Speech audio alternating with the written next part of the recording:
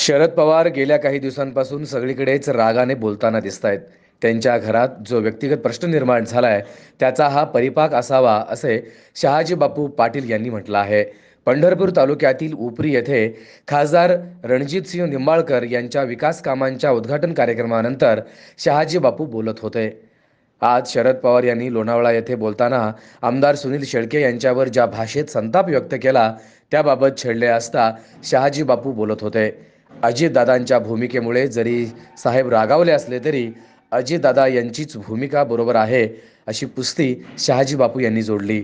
आज देशाचा विकास आणि राजकारण ज्या दिशेने चाललेलं आहे, पंतप्रधान नरेंद्र मोदी यांचं नेतृत्व आज जगातले 125 देश मानतात। अशा परिस्थितीत देशात सुरू असलेले विकासाचे पर्व आणि आंतरराष्ट्रीय राजकारणात मिळवलेला दबदबा पाहून पवार साहेबांनी वेगळी भूमिका घ्यायला हरकत नव्हती असे मतही आमदार शहाजी बापू पाटील यांनी व्यक्त केले। महायुती मोठी असून घटक पक्षातील अनेक नेते विविध जागांसाठी आग्रही आहेत, यामुळे जागा वाटपाचं काम सुरू आहे।